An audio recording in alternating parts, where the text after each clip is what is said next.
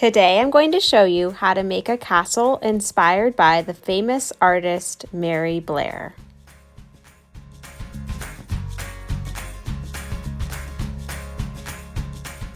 Let's learn a little bit about Mary Blair. Mary Blair is an American artist, animator, and designer who is famous for her work with Walt Disney. She worked on designing scenes in popular Disney movies like Cinderella, Alice in Wonderland, and Peter Pan. As a concept artist, Mary Blair would draw and paint scenes and character ideas for Disney. Throughout her career, Mary Blair also created illustrations in books and advertisements as well as large murals. Shown here are some of her most famous works, which you probably recognize. Although these movies have since been remade, Mary Blair's original ideas are still present today.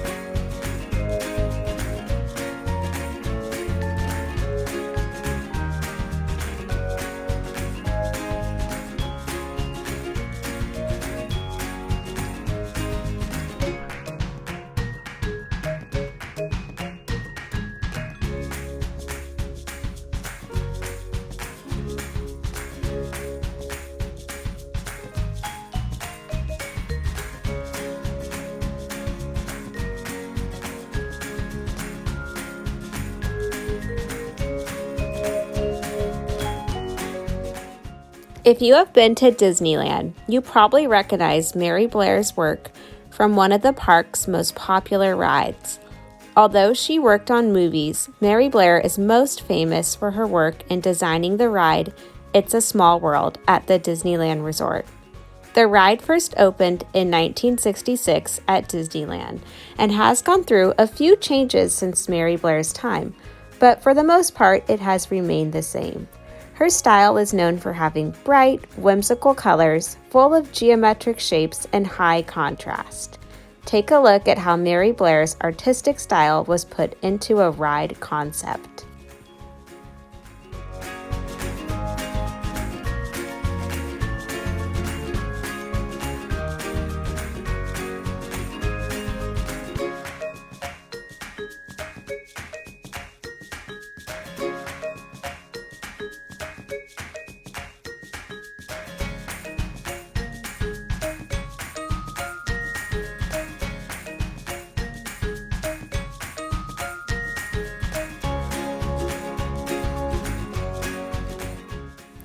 Now that we've learned a little bit about Mary Blair, let's get started on our castle project.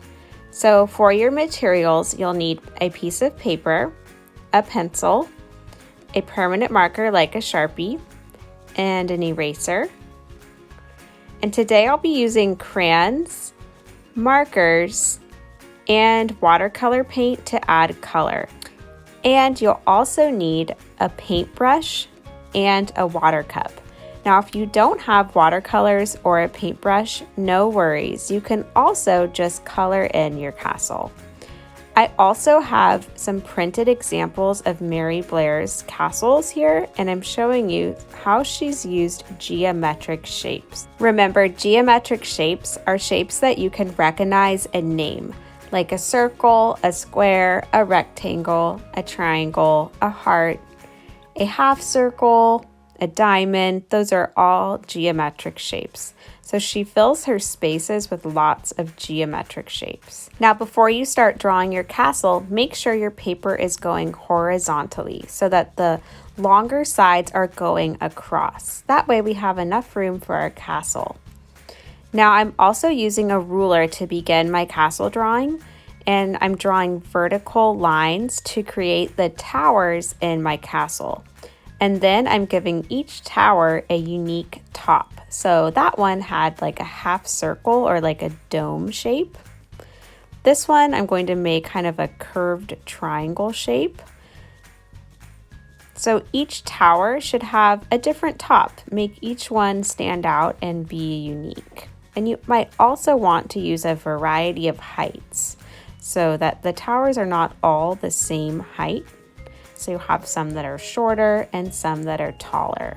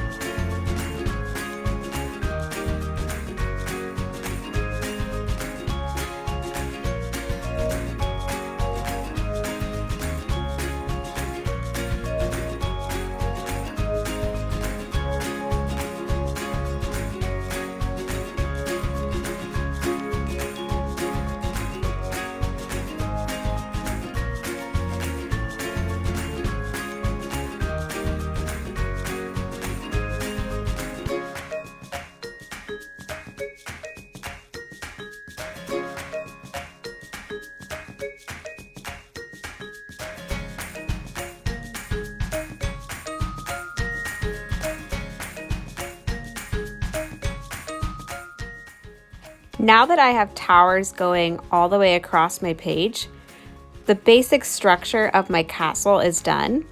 So what I'm going to do next is break up the towers into sections. So you can see in the example that it's kind of like she has different squares or rectangles in each tower. So I'm turning my paper and then I'm drawing a line that goes across. And first I'm kind of making the tops their own section if I didn't already. And then I'm going to add some more lines across. So they're all at a little bit of a different height. So I don't want to make the line go all the way across the castle. You could choose to do that, but when I looked at her work, she didn't do that very much. So I'm staggering my lines a little bit.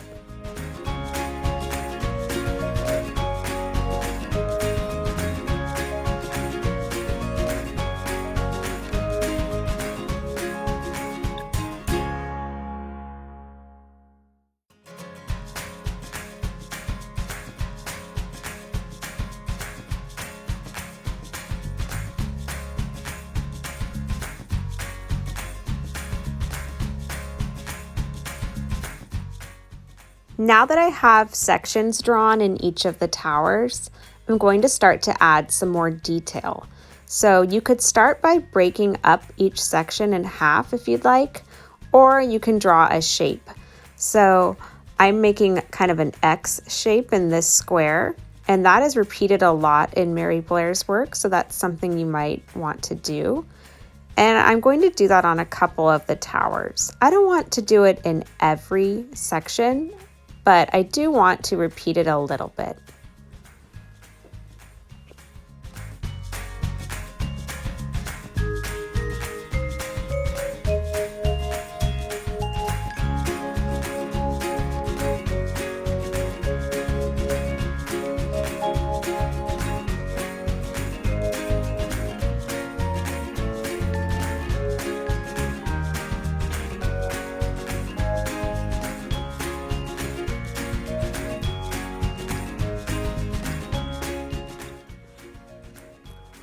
If you're wondering what to draw in each section, you can think of different types of lines.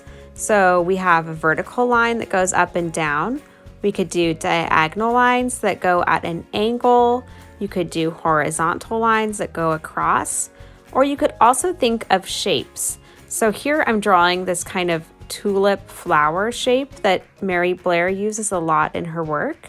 That's an idea.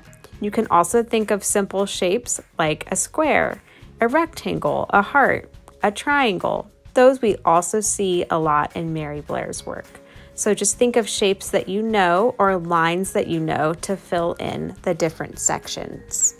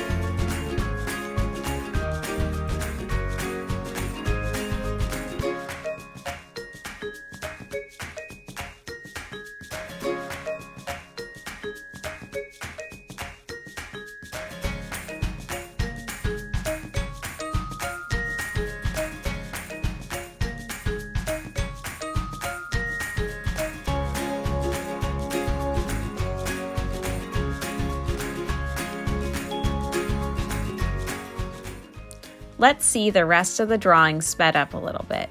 Remember, the more detail you have, the more interesting your drawing will be. So just keep thinking of different lines and shapes that you can draw in each section. Don't leave any section empty. If you're not sure what to draw, you can always look up examples of Mary Blair's work online.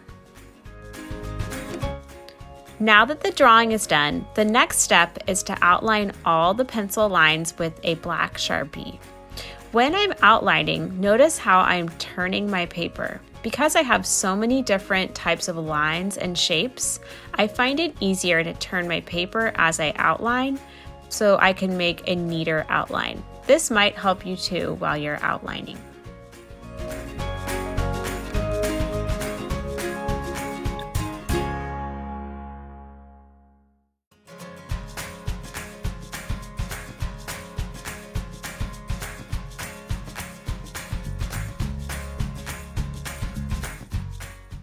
Now that our outlining is done, let's talk about how we're going to add color.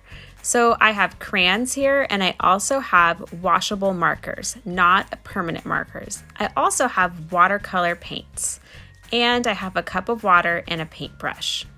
I'm going to show you a special art trick on how to make your washable markers turn into watercolor. Some of you probably know this trick from art class, but let's just review it. So first, you can color on your paper with a washable marker, and then you paint over the marker with a paintbrush and water. Now, when you do this, you might want to test your colors first. So here I have a scratch piece of paper, and I'm coloring and painting over the marker to make sure that I like the color. Sometimes a lighter color doesn't work, and some brands of markers don't work very well. So that was a permanent marker and it doesn't work. So you might want to test this before you do it. This is a lighter purple, and while it still works, it is not very vibrant. Now before I actually start adding color to my castle, I'm going to go over it with an eraser and erase all the pencil lines that are peeking through the Sharpie.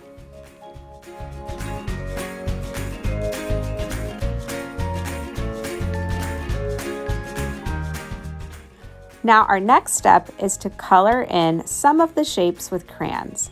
So for my castle, I decided I wanted it to be a couple colors, not a ton of colors. So I picked out 3 main colors. I'll be using different pinks, blues, and purples for my castle. but you could choose any colors that you like. And when I'm coloring, I'm picking different shapes to color in. I'm not going to color in all of the shapes with crayons. I'm going to leave some of them white because I want to save some of them for painting later.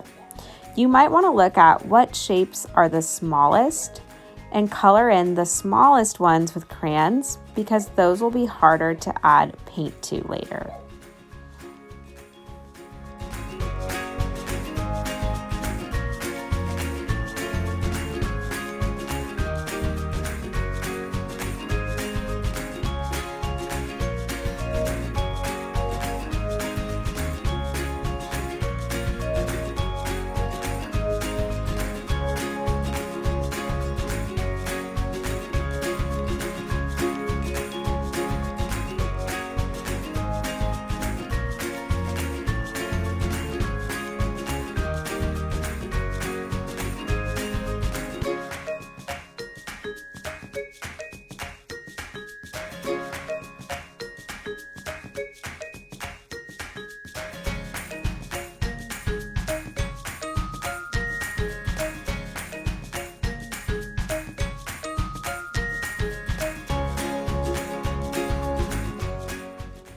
Now that I've colored in some of the sections in this tower with crayons, I'm going to show you how to turn your markers into paint.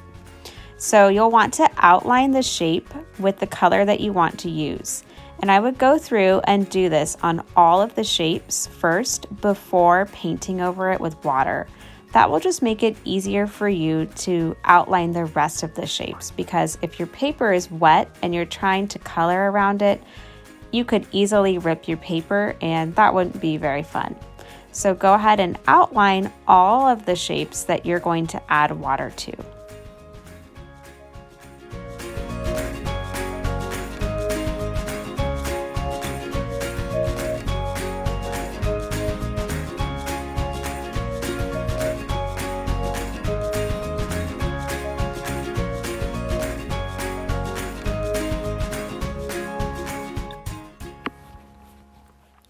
Now that all the sections are outlined in this tower, let's turn the markers into watercolor. So you're just going to paint with your paintbrush around the edge and you'll see the ink start to bleed.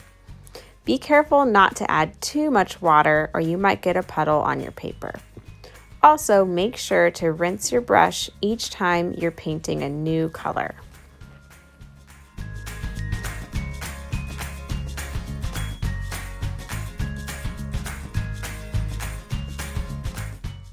One cool thing about using crayons and watercolor is that you can paint right over the crayon and the crayon will stay on the paper. That is called a wax resist. Crayons are made of wax and they resist water. So here I'm coloring in some of the sections in each tower with crayon. Notice that I'm leaving some of them white. That way I can fill them in with watercolor or markers after. So I would go ahead and color in all of the shapes that you want to be crayon first and then do the watercolor step. That way you're not trying to color on a wet paper.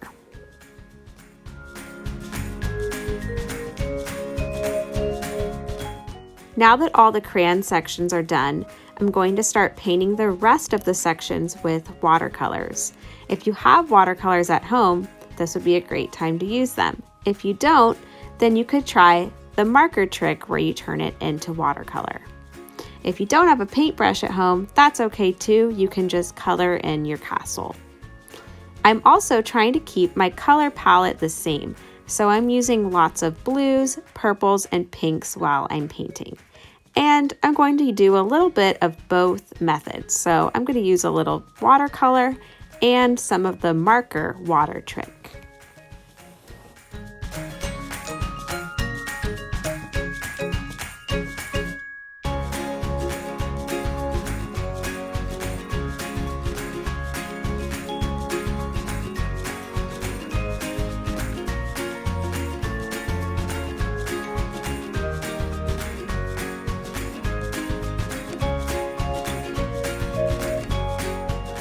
All right, I hope you had fun creating your castle inspired by the artist Mary Blair and the ride It's a Small World.